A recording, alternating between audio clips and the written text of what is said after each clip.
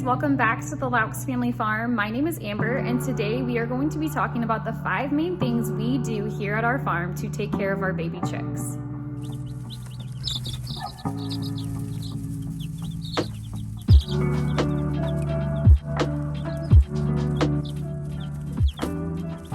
The very first thing you're going to want to do is make sure that you have a good home or brooder for your chicks. The first year we got baby chicks, we used a black plastic tote to keep them in. The first week we put down some paper towel as their bedding and then upgraded it to pine shavings, and then eventually we did move to straw once we moved them out to the coop. We had no other chickens at that time, so we were able to move them up out of the plastic tote when they were outgrowing it. But starting in 2018, my husband did build us a brooder, and it has been wonderful. This will be our 4th year using the brooder, and it's just been such a game changer. You can use numerous things for the bedding in your brooder. The first year we had chicks, we did use paper towel, which after the first few weeks, we did transition that to pine shavings. And then eventually when we moved them to the coop, we changed to straw. I do think that having paper towel down the first week, if this is your first time having chicks, would be best. It makes it much easier to monitor the chicken, and it is even easier for the chicken to distinguish what is food and what is their bedding. When they're little, they don't know. The second thing you are going to need for your baby chicks is a heat source. We do use just your basic heat lamp. They do come with risks. If you are not careful, heat lamps are a big fire hazard. So please, please, please be careful. And if this is your first time getting chicks, I would highly recommend to try the other heat source options that they have. I'll put a link down in the descriptions of this video for anything that I mention throughout this video that I can find a link for.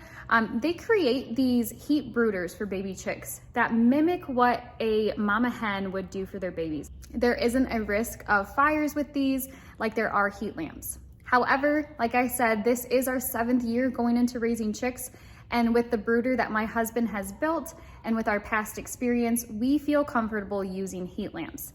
Baby chicks need it to be very warm though. They like it to stay between 80 and 90 degrees. Each week though, the temperature does go down. And again, I will link a chart that's very helpful seeing what temperature the chicks need at what stage. In the early weeks, your chicks will actually give you signs if they're happy or not.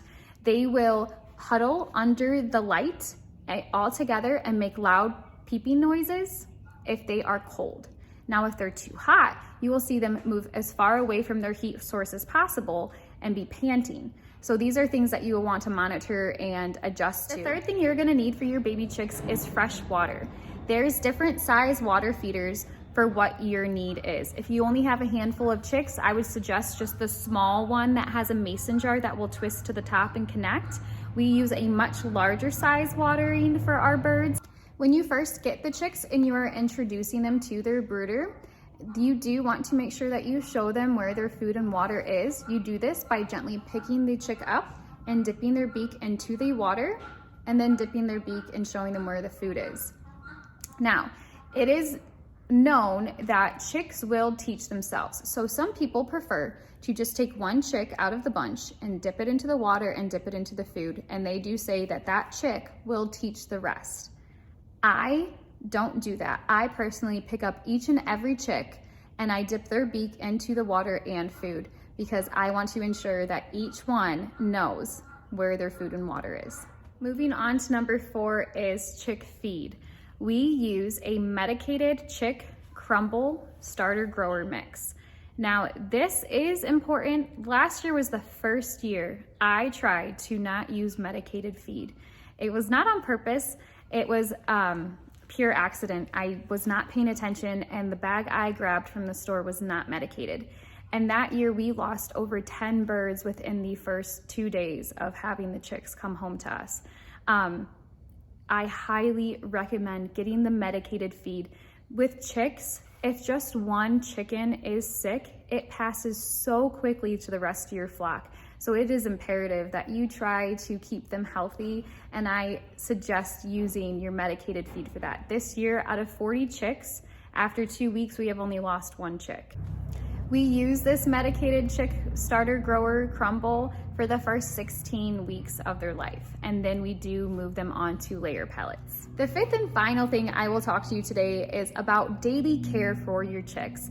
This is so important to check on them multiple times a day. Typically here on the farm, when it's a normal day, once they pass that first week mark, we check on them minimum twice a day, where we change their water, fill up their feed, and make sure that it's clean. They'll stand on their feed, poop in it, they'll get their water all messy with their bedding from scratching and moving about. So please clean their water daily, multiple times, and keep their food clean. The other important part of daily care is to check for any signs of sickness. Now, the most common sickness we have found with our chicks is pasty butt.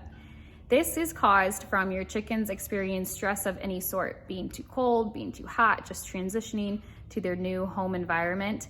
It can just really upset their stomach, and it can cause diarrhea or other things that makes their booty so dirty. All right, this is a great example of what pasty butt looks like.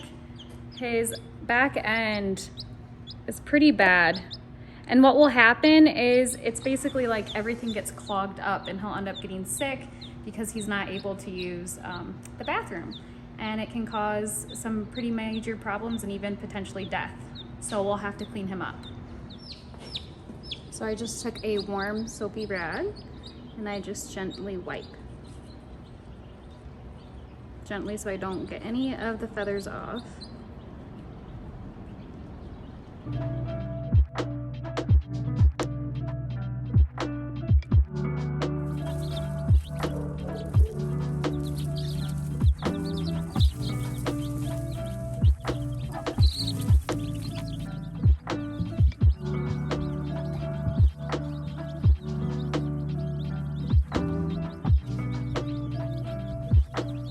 That's going to be it for this video. Please be sure to like and subscribe so you can see future videos.